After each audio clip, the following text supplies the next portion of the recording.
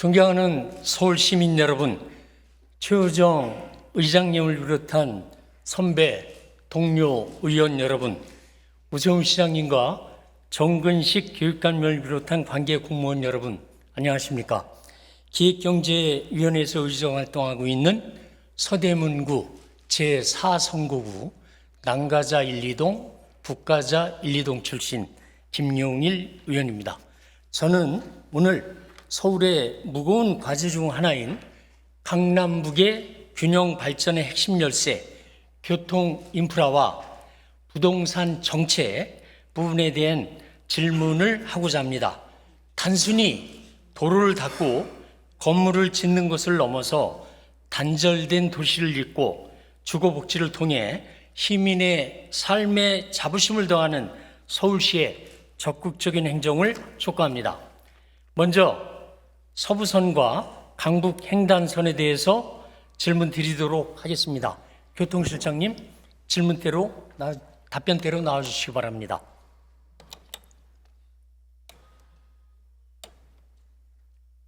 네, 시장님 수고 많으십니다. 네, 교통실장입니다. 네네. 과거부터 균형발전본부장 하실 때부터 알고 지내던 사이인데, 저는 오늘 그 질의를 하면서 지역 민원 반, 정책 반 이런 부분을 말씀을 드릴 거예요. 동의하시는 부분이 많거나 제 의견에 상당 부분에 이해를 해주시면 질문을 짧게 하도록 하겠습니다. 네. 예, 서로가 그렇게 하시죠? 네. 네네. 자, 서울의 서부권 교통소의 해소를 위한 핵심 사업 중에 서부선과 강북 횡단선이 있습니다. 이 부분에 대해서 짧게 설명 한번 해주실래요? 이 서부선하고 강북 횡단선 같은 경우는 이제 강북 지역의 그 교통 격차를 해소하기 위한 가장 핵심적인 사업들이고요. 네네. 서부선은 지금 그 민자 적격성이 통과가 돼서 지금 실시 협약안까지 마련이 됐는데 중간에 건설 투자자들이 이탈하는 바람에 지금 그 새로운 건설 투자자를 찾기 위한 과정이 진행 중에 있고요. 강북 횡단선은 2차 철도망 계획에 반영이 돼서 예타 재정 사업으로 예타를 이제 한번 받았었는데 예타 결과가 좋지 않아서 지금 다시 그 예타를 거쳐서 사업을 확정을 해야 되는 이런 단계에 있습니다. 네네. 말씀하신 대로 서부선 같은 경우에는 24년도 민투심에서 총 사업비를 1조 5,783억으로 약 642억 원을 올려서 통과가 됐잖아요. 예. 그리고 전년도 12월 27일까지 실시 협약이 되었어야 좋았는데 그게 안 됐어요. 그 이유가 뭐라고 생각하세요? 이제 실시 협약을 하는 과정에서 민자 적격성을 통과한 그 시점에 총 사업비가 결정이 되고 네네. 이제 뭐 의원님 말씀하신 것처럼 일부 조정은 됐지만 대략적인 총 사업비는 그때 결정이 되는데요. 그렇죠. 그 이후에 21년, 22년에 이제 건설비가 많이 증가를 하면서 건설 출자자들 같은 경우는 한 12% 정도의 그 공사비 인상 요인이 있으니까 그걸 반영해달라는 입장이었고, 의원님 말씀하신 그 중간 조정은 기재부 그 지침에 따라서 저희가 최대한 노력을 했지만 4.4% 정도 선에서 조정이 됐기 때문에 아직 한 8%, 7, 8% 정도의 차이가 있어서 그것이 결정적인 원인이 됐다고 말씀드릴 수 있겠습니다. 그게 돈이죠, 돈. 결국에는 사업비죠. 예, 사업비 경제적인 요인. 네, 그렇습니다. 아까 말씀하셨던 것처럼 건설 공사비 지수가 21년도 5월 달에 보면 109.24였어요. 네. 그런데 작년 12월 달에는 130.42, 약 20% 정도 상승이 돼 있습니다. 예. 그런데 아까 말씀하신 642억은 약 4% 정도예요. 네. 그리고 그 이상의 차이가 있어서 이제 못하고 있는 거잖아요. 그렇습니다. 현실적으로 돈이잖아요. 그렇습니다. 예, 그것 때문에 뭐 GS건설이라든지 현대 엔지니어링 등 시장의 출자자들이 빠져나간 거고, 이 부분을 보완할 수 있는 방법은 뭐라고 생각하세요? 지금 저희가 작년에 이제 이 네네. 서부선 같은 경우는 두산에서 예. 이제 하고 이 메인 그렇죠. 출자자거든요. 그래서 두산하고 그다음에 그 앞으로 저희가 모집을 해야 되는 다른 건설 출자자 후보들을 만나서 이제 연쇄적으로 협의도 하고 그분들이 고민하고 있는 부분에 대한 것을 이제 해결하기 위해서 같이 노력도 하고 있는데요. 지금 실장님께서 만나신 그 분들, 건설 출자자 부분들, 네. 뭐 요구 사항이 뭐예요? 일단 뭐 의원님 지적하신 것처럼 그 총 사업비를 올려달라라고 그렇죠. 하는 것이 이제 가장 핵심인 예. 거고, 나머지 여러 가지 다른 부대적인 것들도 있는데 그거는 뭐 좀 부수적인 거고요. 그렇죠. 결국에는 총 사업비 부분입니다. 총 사업비잖아요. 돈이잖아요. 네. 근데 현실적으로 109에서 130으로 올랐으면 그 부분에 우리가 거기에 응할 수 있느냐 없느냐, 네, 그 부분은 핵심 아니에요? 그게 핵심입니다. 네네. 그 근데 부분에 대한 계획은 어떤 계획을 가지고 그 부분은 사실 민자 사업에 대한 전체적인 프로세스는 그렇죠. 기재부의 그 민자 사업 지침이나 이런 거에 의해서 엄격하게 관리가 되고 있기 때문에 네네. 시 입장에서 뭐 이 서부선 사업이 반드시 필요하다라고 하더라도 총 사업비를 임의로 조정할 수 있는 데는 한계가 있습니다. 위례 신사선은 어떻게 해결했죠? 위례 신사선 같은 경우는 당초에 민자 사업으로 예. 진행을 하다가 동일한 문제가 있었고요. 그 결국에는 그 추가 그 사업자가 사업을 계속 진행하지 않는 것으로 포기하는 네네. 것으로 해서 재정 사업으로 전환해서 진행하게 그게 되었습니다. 포기를 해야 재정 사업으로 전환할 수 있는 건가요? 현재 그 규정상으로는 네. 이제 그 우선 협상자로 결정돼 있는 네네. 그 계약 당사자가 그러니까 BTO 포기를- RS 방식에서 우선 협상자인 그 SPC 두산이 네. 포기를 해야만 그렇게 할 수 있는 거예요? 포기를 하든지 아니면은 저희가 이제 그 실시 협약을 체결을 네네. 하지 못하고 있으면 네네. 이제 더 이상 그 사업자에게 이 사업을 진행하는 것을 기대하기 어렵다라고 판단을 하면 그 사업을 종료시키고 네네. 그 다음에 다시 그 3자 공모를 통해서 다른 민자 사업자를 구하는 절차를 거치게 되고요. 예. 그렇게 해서 새로운 민자 사업자가 결정이 되면 그 민자 사업자하고 사업을 다시 진행하게 되고 만약에 그렇게 했는데도 불구하고 새로운 민간 사업자가 나타나지 않는다. 지금 같은 경우에 공사비가 차이가 많이 나니까 네네. 다시 사업자가 나타나지 않을 수도 있잖아요. 나타날 그러면 가능성이 있습니까? 뭐 근데 이제 법정 절차는 그 절차를 밟도록 돼 있습니다. 네네. 그래서 네. 그것이 끝나고 나서 다시 재사업을 공고했는데도 사업자가 없으면 재정 사업으로 전환하게 됩니다. 네네. 그 예. 위례 신사선은 그 절차를 다 거쳤고요. 네네. 그래요. 그런 어떤 획기적인 방법들을 강구를 해야 될 시점이 아닌가 이런 생각이 들어요. 네. 시민들 입장에서는 네. 요즘에 거기에 뭐 서부선 관련해서 별의별 이야기가 다 나오는 거 아시죠? 뭐 중국 자본을 유치해서 한다. 아주 경험 없는 중소기업을 참가시킨다든지 또는 뭐 SH 등 이런 부분에서 뭐 억지로 하게 한다. 뭐 이런 등등 별의별 이야기가 다 있잖아요. 이런 거 이제 없앨 때가 됐어요. 어떻게 생각하세요?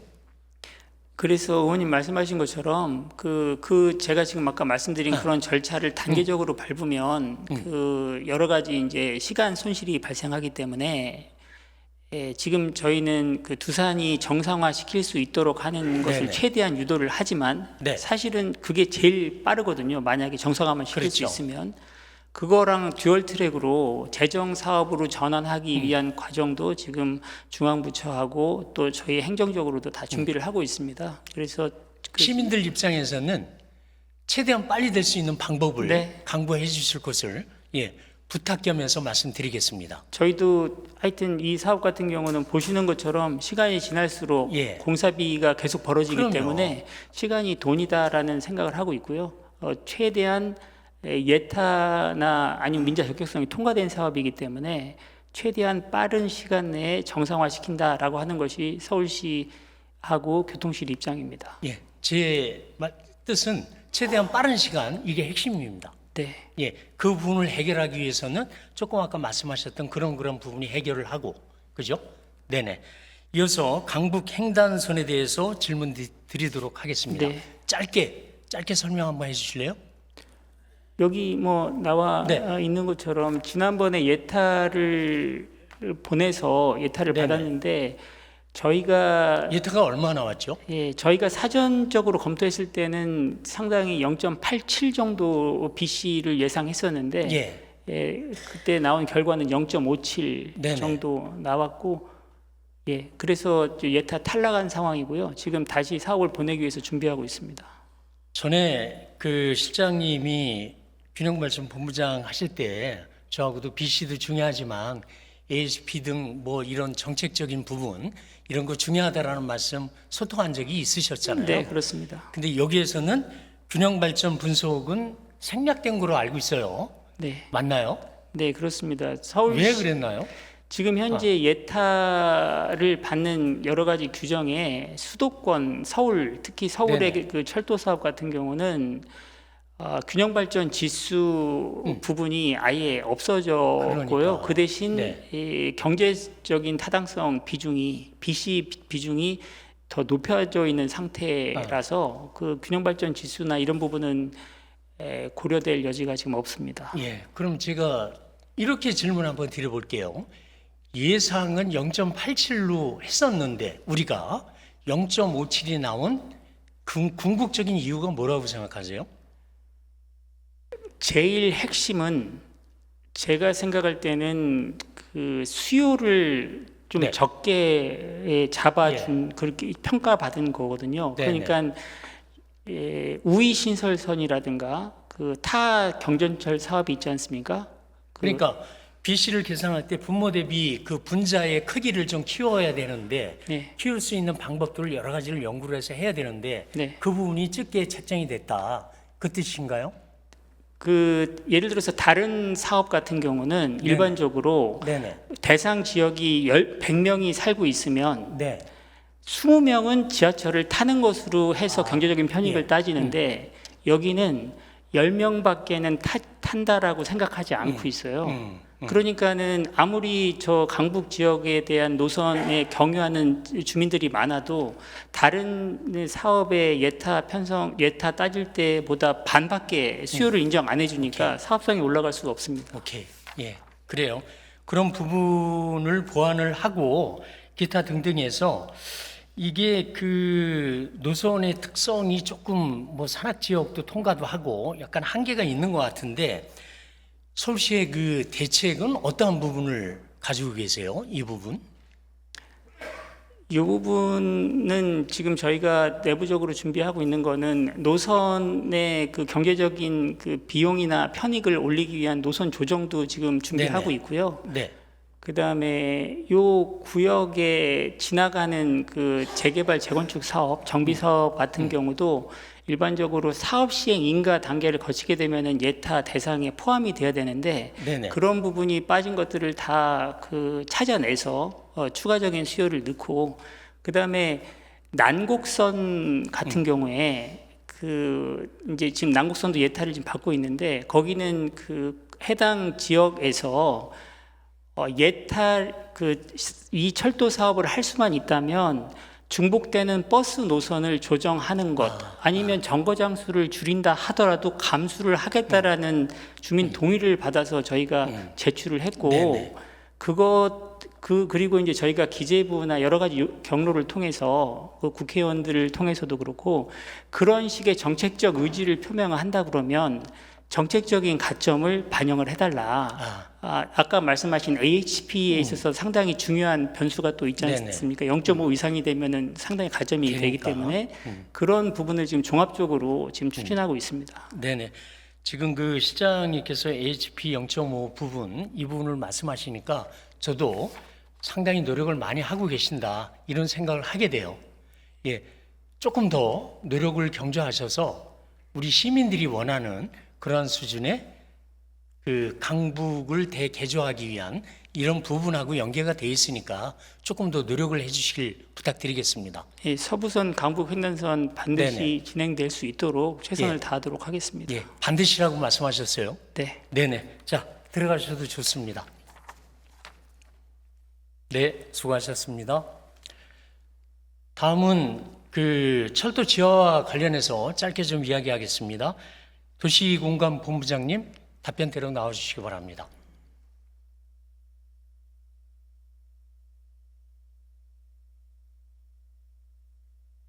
네, 수고 많으십니다. 네, 도시공간본부장입니다. 네네. 그 24년도에 철도 지하화 통합개발 계획을 공개를 했어요. 서울 시내에 6개 노선이 71.6km가 있다라고 말씀하셨고, 그 중에 67.6km를 지하화하겠다라고 발표했어요. 제가 알고 있는 게 맞나요? 네, 맞습니다. 네네. 그런데 저희 지역은 경의선이 지나가거든요. 네, 예, 잘 아시죠? 네, 잘 알고 예, 있습니다. 질문 요지를 보내드렸으니까 네. 서울역부터 가자역까지만 하고 가자역부터 수행역까지는 빠졌어요. 네, 예, 그렇습니다. 그 이유가 뭐죠? 기본적으로 철도 지하화를 하면 지하에서 지상으로 연결이 돼야 되는데 그동안 기존에 다녔던 지상 철도가 임시 선로로 다녀야 됩니다.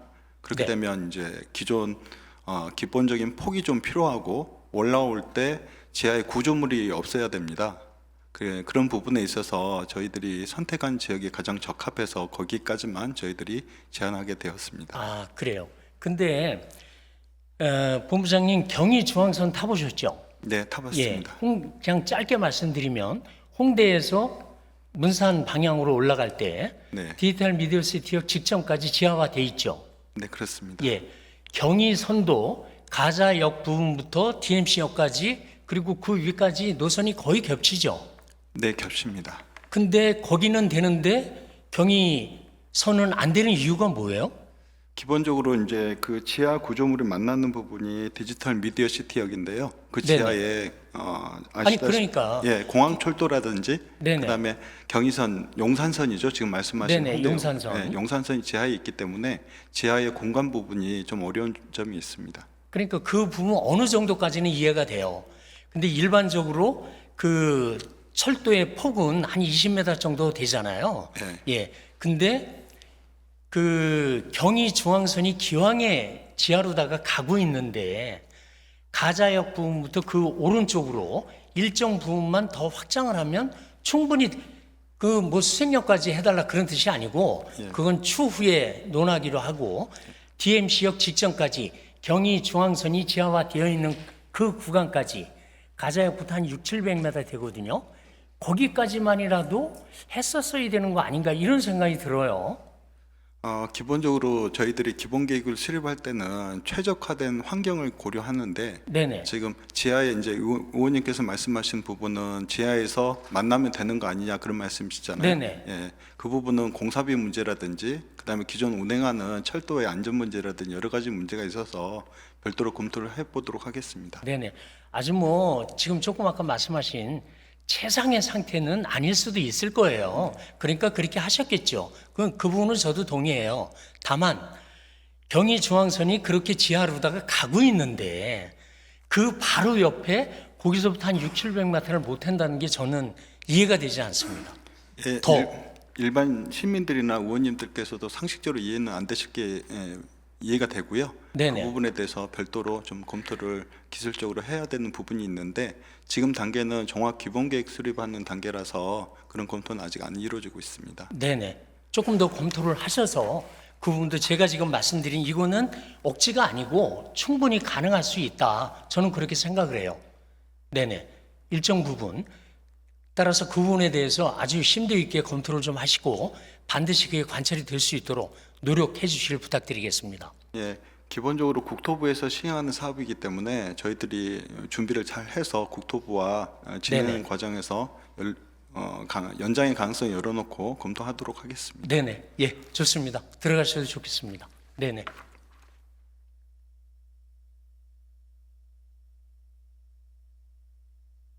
다음은 그 강북 전성시대 핵심 사업 중에 하나인 강북횡단 지하 고속도로 건설 계획에 대해서 질의토록 하겠습니다. 전해안설 시장님, 나와주시기 바랍니다. 예, 전화안주 실장 한병조입니다. 네네, 수고가 많으십니다. 어제 우리 존경하는 시장님께서 강북 제도약, 강북, 전송, 기타 등등 이야기 많이 하시더라고요. 가슴에 많이 와닿았어요. 예. 이 부분 강북횡당 지하 고속도로 건설 이 부분에 대해서 짧게 설명 한번 해주실래요? 예, 뭐 의원님께서도 PPT 띄워주셨는데요. 네네. 기본적으로 마포에 있는 성산 IC부터 하월곡 JCT를 건너서 신내 IC까지 20.5km 정도 지하 고속도로를 건설하는 겁니다. 왕복 6차선으로 건설을 할 예정에 있고요. 여기에 기존에 있는 고가 구조물은 철거하고 나서 그게 이제 하천에는 하천 수변 공간을 만들고 또 교통량의 증가에 따른 부분에 대해서 대처하기 위해서 도로도 한 2차선 정도 더 확대해서 주변의 교통량을 해소하고 그다음에 경관도 개선하면서 그리고 주민들이 이용할 수 있는 여가 공간도 많이 만들어서 쾌적한 환경을 만들고요. 그다음에 주변에 많은 개발 사업들이 진행되고 있는데 그 개발 사업들에 대한 교통량을 흡수해서 주 간선도로수의 역할뿐만 아니라 지선도로수의 역할도 함께 할 수 있는 그런 개발 사업이 되겠습니다. 네네. 아주 좋은 말씀입니다. 이 부분도 저희 지역하고 관련이 있어서 저는 질의를 드리는 거예요. 네. 홍제천에 새로운 그 수변 여가 공간이 조성이 되고 그 부분에서 시민들로 하여금 수변 감성 도시 혜택을 누릴 수 있다면 아주 좋은 것 같아요. 네. 따라서 네. 이 부분이 좀 빨리 됐으면 좋겠는데 구체적인 계획은 언제쯤 나오게 될까요? 올해 세부적인 사업 계획을 예. 확정 짓고요. 그다음에 내년부터 관련 절차하고 설계를 진행을 네네. 해서 30년도에 예. 2030년도에 지금 착공을 해서 5년간 공사를 해서 2035년에 지하 고속도로를 준공하고 네. 그다음에 고가 구조물하고 하천에 대한 복원 등은 2년에 거쳐서 공사를 해서 2037년에 전체 공사가 완료되는 것으로 지금 계획을 하고 있습니다.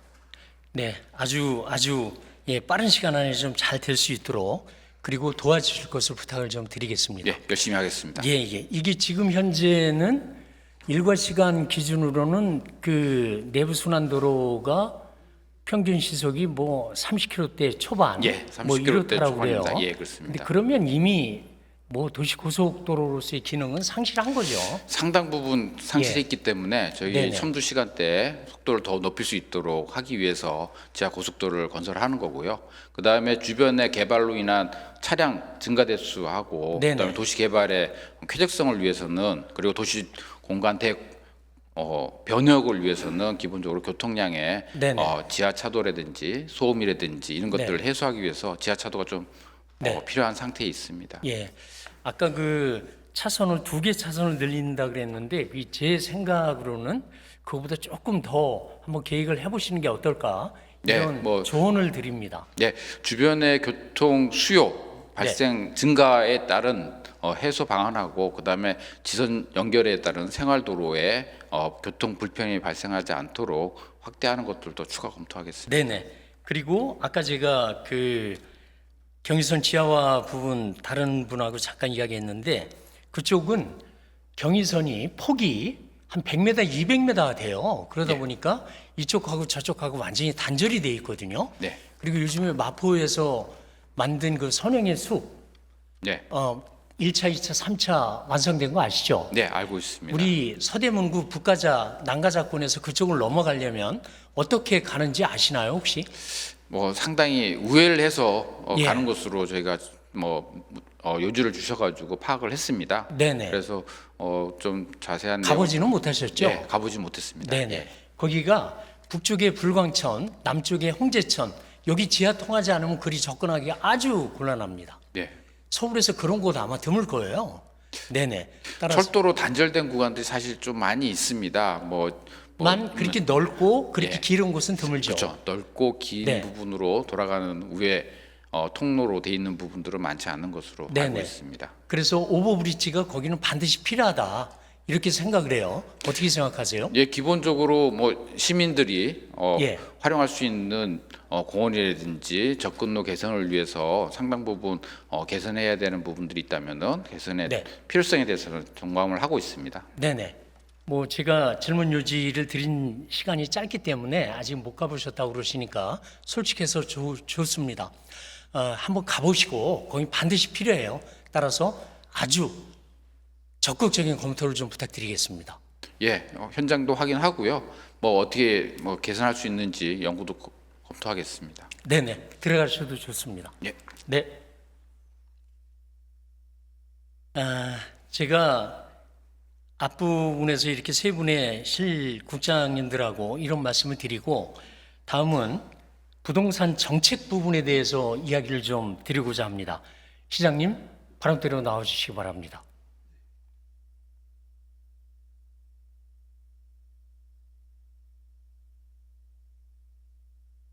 네. 네.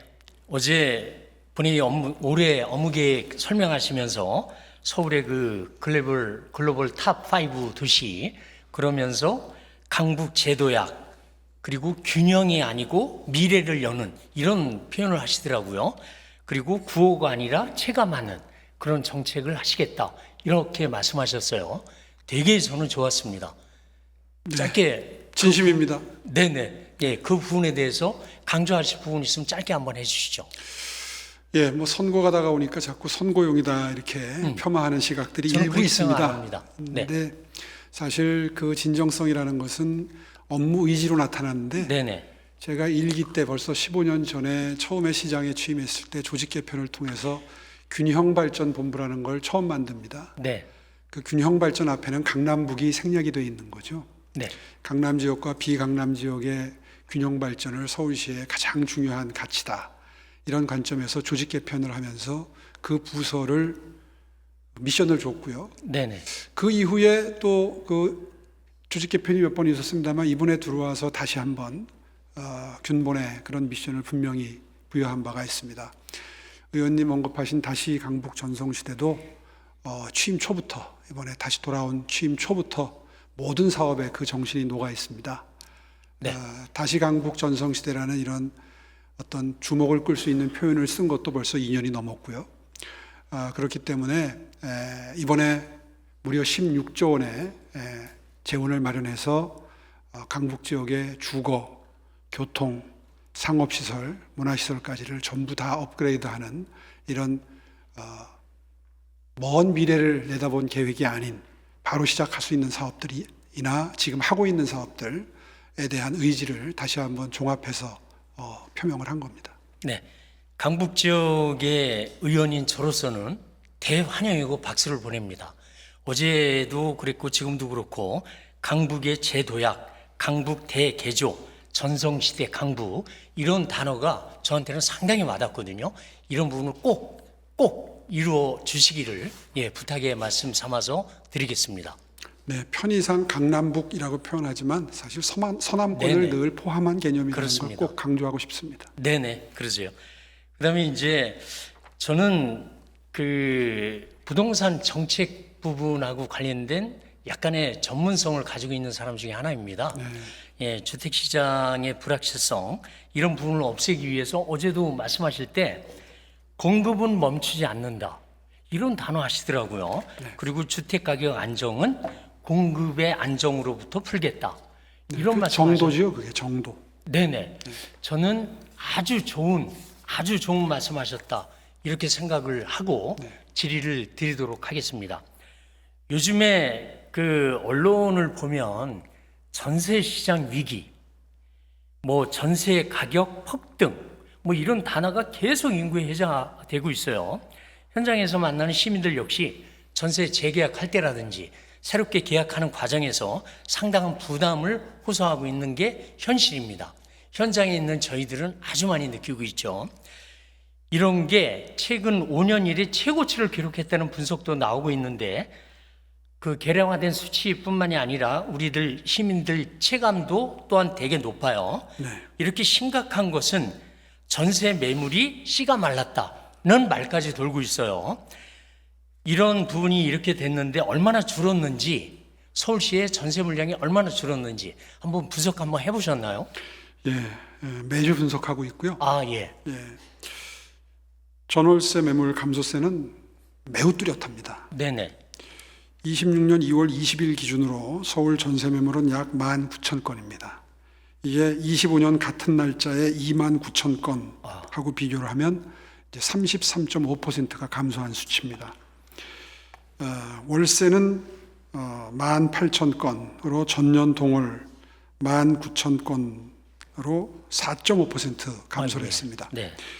특히 강북 지역 중심의 외곽 자치구에서 감소세가 정말 심각합니다. 성북구의 경우에는 1년 전에 1,300건이던 전세 매물이 지금 124건 수준으로 줄었으니까 무려 90.6% 줄었습니다. 네. 그 외에 뭐 관악구 78%, 중랑구 72%, 노원구 68% 이런 식으로 주로 서울 외곽에 위치한 자치구의 경우에 매우 심각합니다. 이게 지금 현재 저희가 가지고 있는 통계입니다. 제가 그 청년 기획단에서 부탁을 해서 전세 사기 관련해서 2차례에 걸쳐서 강의를 해드린 적이 있어요. 네. 근데 동년 대비 똑같은 1월 20일 기준 29,000건에서 16,000건으로 줄었다. 이거 아주 어마어마한 건데 왜 이렇게 급감했다라고 보고 그 이유가 어디에 있다고 생각하세요? 뭐 여러 가지 원인이 복합적으로 네네. 작용하는 거기 때문에 한두 가지 이유만 말씀드리는 것은 좀 그렇겠죠. 어렵겠습니다만은 어떤 단기적인 계절적인 요인보다는 정책 변화와 수급 구조 재편에 따른 구조적인 요인일 수 있기 때문에 더 심각하다고 생각합니다. 네네. 우선 6.27 대책하고 11.5 대책에 따라서 실거주 의무로 신규 매매자가 입주하고 임차인은 나갈 수밖에 없는 상황이 발생을 했는데 이렇게 되면 이제 연쇄 이동이 되죠. 네네. 연쇄 이동이 될 때를 상정을 하게 되면 저는 가장 심각한 게 신규 계약을 하게 되면 이 소유자의 경우에는 임대를 놓을 때 이게 연장이 가능하잖아요. 그렇죠. 4년은 최소한 보장이 되잖아요. 그러니까 4년치를 한꺼번에 올리게 되는 게 심리적으로 자연스럽죠. 당연히 그렇게 하죠. 그렇게 되기 때문에 이런 연쇄 이동이 일어나는 계기를 마련하는 것이 오히려 전세 가격을 올리는 원인이 될 수 있다는 거. 네네. 이 점은 지금 정부도 간구하고 있는 것 같습니다. 그러니까 뭐 하나가 빠지면 다른 데서 하나가 생기니까 마찬가지 절대 아니냐. 그렇지 않아요. 뭐 이런 식의 설명을 하는데 네. 그게 그렇지가 않은 거예요. 절대 그렇지 않습니다. 또 그렇기 때문에 한번 들어간 집은 되도록이면 안 나가고 버티려고 하는 네네. 심리가 생기기 때문에 네. 더 물량이 안 나오니까 네. 매물이 네. 안 나오니까 더더군다나 몇 개 안 되는 물량이 거래되는 거에서 네. 수치가 올라가는 수치가 많이 나오는 거죠. 네네. 제가 그 부동산 현장에서 그래도 한 7, 8년 일을 했었거든요. 지금 시장님께서 분석하고 계시는 게 정확합니다. 저는 뭐 정부에서 부동산 정책을 하는 뭐 어떠한 것들보다 우리 서울시에서 하는 부동산 정책이 저는 감히 현장 경험을 살린 현실에 맞는 정책 중에 하나다라고 저는 그렇게 생각하고 있어요. 이 부분을 제가 조금 좀 조언을 드리고 싶은데 이재명 정권에서 부동산 정책을 어떤 특별한 부분에 대해서 특별한 생각을 가지고 계신 분들이 하고 있는 것 같은데 공급이 빠진 이러한 부분의 부동산 정책이라는 것은 글쎄 이거 뭐 실효성 측면에서는 그렇게 좋지 않습니다. 어떻게 생각하시나요? 그러니까 공급 대책이 이재명 정부에서 없는 건 아니죠. 네네. 최근에 발표한 그 공급 물량 서울시로 치면 32,000 가구분을 공급을 하겠다. 네. 유휴부지를 활용해서 네네. 공급하겠다. 이런 대책이 있기는 있죠. 네. 근데 그것의 문제점은 빨라야 29년부터 시작한다는 겁니다. 네네. 거의 대부분의 물량이. 그러니까 이 정부 임기 내에 입주할 수 있는 물량은 거의 없다고 없죠. 해도 예. 과언이 아니죠. 네네. 이제 그렇기 때문에 소비자의 심리가 이 부동산은 심리인데 심리가 이 정부 내에서는 별다른 대책이 없는 거구나 라는 생각을 함과 동시에 계속해서 부동산 가격 상승 압력으로 작동할 수밖에 없는 게 시장의 상황인 거고요. 그래서 의원님 이미 파악하고 계시겠지만 서울시가 구사하는 정책, 다시 말해서 정비사업, 네네. 재개발, 재건축이 가장 실효적인 방법이다. 네네. 네. 빈 땅이 없으니까 네네. 또 빨리 할 수 없으니까 지금 각종 단계별로 진행되고 있는 것들이 지장을 받지 않고 빨리빨리 진행될 수 있도록 도와주는 게 이 정부가 해야 될 가장 실효성 있는 방법인데 예. 그 점을 오히려 방해를 하고 있다. 대출 제한을 통해서 이주비 마련이 어렵게 만들고 조합원 지위 양도를 금지함으로써 안에 갈등이 생기도록 하고 이런 부정적인 영향을 미치는 정책을 내놓고도 아무리 요청을 하고 바꿔달라고 부탁을 해도 국토부가 요지부동이다. 이 점이 가장 답답한 거죠. 우리 시장님 부동산 해보셨나요? 상당히 전문가적인 말씀하시네요. 저는 부동산 그 현장에도 있었고 석사 공인중개사를 한 6, 7년, 7, 8년 운영을 했어요. 그리고 강의하는 공인중개사로 공인중개사 협회에서도 전임으로 있었습니다. 그래서 이런 부분에 대해서 상당히 많이 경험이 있어요. 알고 있다라기보다는 이론적인 것보다는 알고 있는데 그런 부분을 똑 떨어지게 말씀해 주시네요. 부동산은 심리입니다. 공급하고자 하는, 공급을 해야 된다라는, 공급이 이루어진다라는 확신이 있으면 시민들은, 국민들은 그 부분에 아주 예민하게 반응 안 해요. 근데 그런 부분이 없으면 아주 예민하게 반응합니다. 1%의 초과 심리가 있었을 때, 1%의 초과 수요가 있었을 때 10%, 20%의 가격 폭등으로 나타나요. 이런 것은 아주 선험적인 경험으로 수없이 많이 봐왔죠. 이런 부분을 말씀해 주시니까 역시 좋아 보입니다. 본인이 알기에는 우리 신속통합기획, 저도 도시계획 심의위원으로도 있었고 신통기획, 수권 분과위원으로도 있어 봤어요. 이거 할 때 재개발, 재건축 이게 예정대로만 진행이 돼도 그 정부에서 그 이야기하는 그런 공급보다 훨씬 더 많을 것 같은데 맞습니다. 이 부분 조금 더 중점을 둬서 반복적으로 설명 한번 해주실래요? 지금 진행되고 있는 재개발, 재건축만 제대로 지장을 받지 않고 네네. 서울시가 계획한 속도대로만 간다 그러면 저희 추산으로 2031년까지 31만 가구가 착공을 앞두고 있습니다. 그렇게 자신만만했었습니다. 네네. 불과 한 6개월 전까지는. 네. 그런데 이 정부 들어와서 몇 가지 부동산 대책을 내놓으면서 방금 전에 말씀드린 이런 조치를 하면서 그게 이제 늦어지기 시작하고 네네. 지장을 받기 시작하는 거죠. 그래서 물량을 파악해 봤습니다. 올해 중에 이 여러 단계 중에 제일 정비 사업의 마지막 단계인 이주 및 철거를 네네. 앞두고 있는, 이주를 앞두고 있는 물량, 그 물량만 해도 한 2만 가구가 넘습니다. 또 31년까지 31만 가구를 착공하는데 그 물량 중에 순증 물량, 다시 말해서 기존의 거 철거한 거 말고 새로 신규 주택으로 공급되는 물량만 8만 7천 가구입니다. 그러니까 이 새롭게 공급되는 게 31년까지 8만 7천 가구가 들어선다는 것을 시민들이 현실로 받아들인다면 서울에 없던 집이 8만 7천 가구가 31년까지 생기는구나. 그러면 그걸 믿고 좀 기다려야 되겠다. 지금 말씀하신 그 심리. 네네. 그러면 가파르게 오르지 않을 수도 있겠는데, 그러면 좀 관망해 봐야 되겠다. 이런 심리, 이런 것들이 작동할 수 있다고 저는 생각을 합니다. 그런데 방금 전에 말씀드린 대로 그 8만 7천 가구가 되려면 올해 이주 물량이 계획대로 이주를 시작을 해야 되는데, 아시다시피 대출 제한에 걸려가지고 이주할 돈이 없어요. 그러니 이주가 전부 전반적으로 지장을 받고 있다. 이 점이 가장 지금 뼈 아픈 부분입니다. 그렇다면 이런 현상을 다 내다보고 있는 시민들이 부동산 가격이 앞으로도 더 오르겠구나 라는 생각을 할 수밖에 없는 거죠. 그렇죠. 사실 이런 현실을 국토부가 모르지 않을 겁니다. 네. 또 이재명 대통령께서도 모르지 않을 겁니다. 그런데 이걸 해주기가 어려운 정부의 어떤 사정이 있는 것 같아요. 왜 그게 뭐라고 보세요?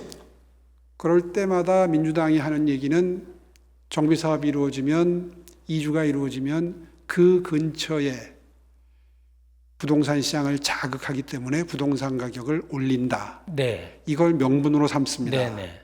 근데 저는 그건 명분이라고 생각합니다. 어떤 일이든 단기적으로 부작용이 있어도 있을 수 있죠. 옮겨가면 오를 수 있죠. 그러나 단기적인 부작용을 감수하고 장기적으로, 중장기적으로 몇 년 뒤에는 공급된다는 시그널이 있으면 상쇄하고도 남거든요. 네네. 네. 그런데 그걸 애써 무시하는 이유는 사실은 이념적인 것 같습니다. 혹은 정당의 이해관계죠. 네. 중산층이 늘어나면 집을 가지게 되면, 자가를 가지게 되면 보수한다. 참 안타까운 마음. 그런 생각이 바탕에 깔려 있는 걸 굳이 이야기하지 않고 숨기고 있는 거죠. 네네. 네.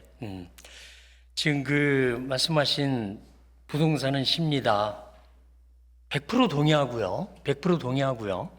그다음에 8만 7천 가구가 뭐 우리 청취 듣고 계시는 모든 분들이 다 이해하실 것 같은데 2만 가구 정도가 이주를 앞두고 있고 8만 7천 가구가 늘어날 수 있는데 그 부분을 안 한다?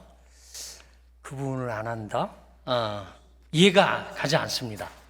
최근에 대통령께서는 SNS를 통해서 그 다주택자에 대한 보다 강한 규제가 필요하다, 이런 의견을 여러 차례 계속 밝히시더라고요. 정부는 그 다주택자가 매물을 내놓게 되면 매물량이 늘어나고 그러면 공급 효과가 있고 이를 통해서 부동산 시장이 안정될 수 있다고 보는 것 같아요. 시장님께서는 대통령님의 이 다주택자 규제, 이거는 3개월짜리 부동산 정치다라고 표현하신 바가 있던데 왜 그렇게 보시는지요? 네. 그 기한 네. 양도세 중과 유예를 네네. 이제 더 이상 시행하지 않겠다는 건데 네네. 그게 앞으로 한 2달 뒤입니다. 네. 뭐 2달 반 정도 남은 걸로 기억이 되는데요. 그 기간 동안은 효과가 있겠죠. 뭐 억지로라도 내놓는 물량이 나오게 되면 그것이 이제 신고가는 없을 것이고 낮게 거래되는 게 부동산 가격 수치가 낮게 잡히겠죠. 네네. 그거를 3개월짜리라고 저는 보는 것이고 예. 그 기간 지나면 어떡할 겁니까?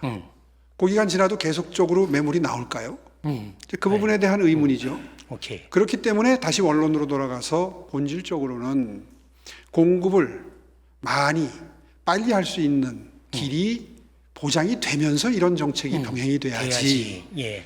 병행돼야지. 그렇죠. 네네. 일시적으로 네. 낮아지더라도 그게 네. 계속 가려면 네. 계속 공급이 되는구나라는 시그널이 있어야 심리가 네. 안정이 될 거 그렇죠. 아니겠습니까? 예. 그런 차원에서 비판을 면할 수 없는 거죠. 네, 그래요. 이게 이제 그 혹자는 뭐 누구라 그러면 말씀 안 드리겠지만 이분은 다주택자가 부동산 매물을 많이 내놔서 부동산 매도 물량이 많이 늘어나면 당연히 일시적으로는 가격은 조금은 떨어질 거예요. 그리고 거기에 따라서 전세로 전환이 돼서 전세 가격도 안정이 될 거라고 했는데 이 부분에 동의하시나요? 전세 가격을 안정화시킬 정도까지의 물량이 과연 될까? 아닐 거고. 하는 의문이 네. 있고요. 네. 물량이 그렇게 많은 게 아니지 않습니까? 네네, 그렇죠. 지금 버티는 사람들은 그건 아닐 또 겁니다. 버티고 확실합니다. 있고, 네.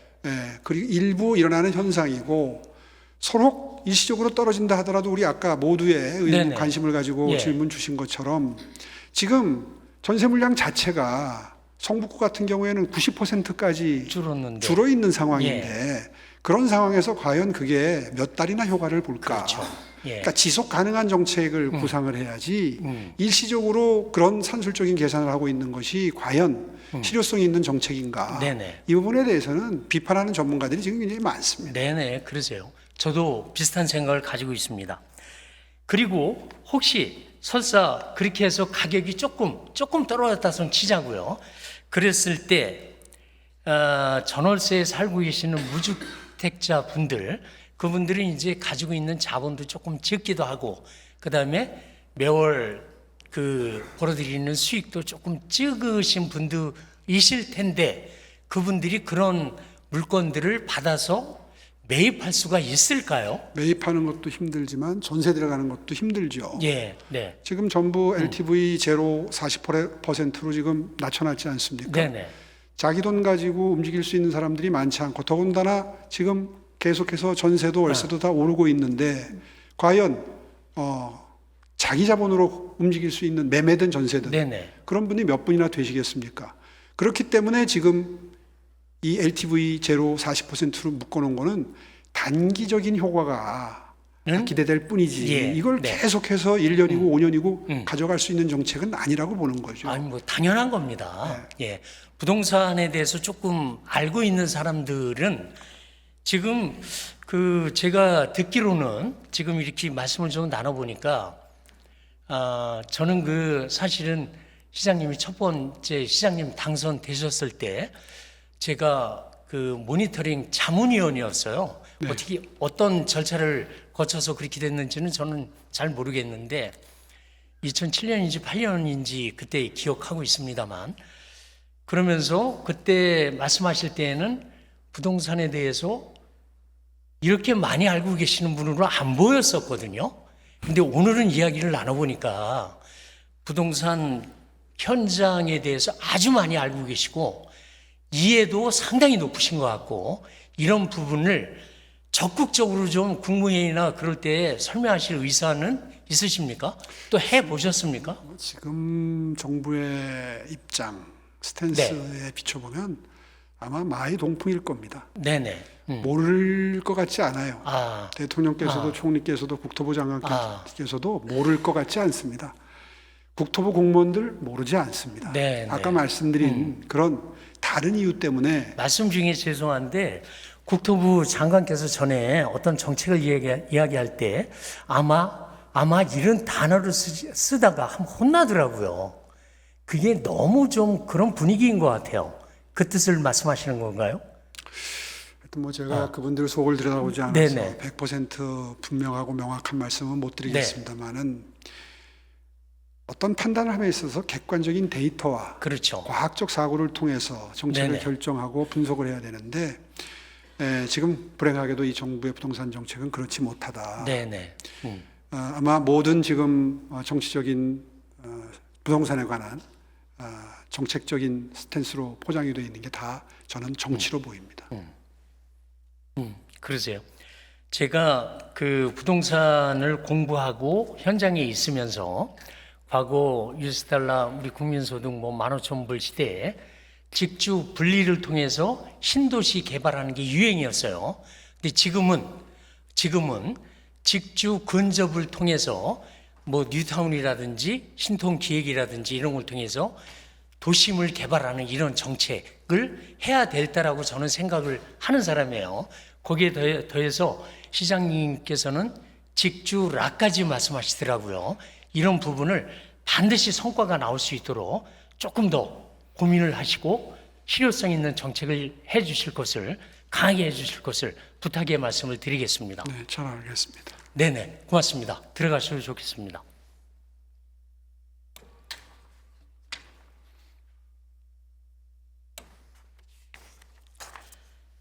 자, 존경하는 천만 서울시민 여러분, 그리고 오세훈 시장님과 관계 공무원 여러분, 저는 오늘 증명되고 있는 서부권 교통의 위기와 서울의 핵심 화두인 부동산, 특히 전세 시장에 대해서 말씀을 드렸습니다. 행정의 언어로는 BC값 뭐 말씀할 수 있습니다. 예산 중요하다고 생각이 됩니다. 하지만 우리네 시민의 언어로는 출퇴근길의 고단함, 실질적인 주택시장의 안정이 훨씬 몇 배 더 절실한 가치라고 생각을 하고 있습니다. 도시 지도는 종이 위에 그려지지만 도시의 미래는 그 위를 걷는 우리 시민의 삶 속에서 완성이 되어집니다. 단절된 철길을 잇고 막힌 도로를 뚫으며 부동산 공급 물량 확대를 통한 부동산 시장의 안정, 이것이 우리 서울시가 지향해야 되는 동행의 정말 진정한 모습이라고 믿고 있습니다.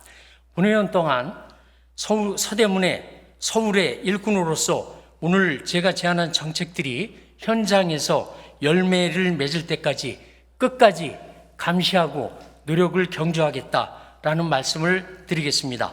긴 시간 경청해 주셔서 고맙습니다.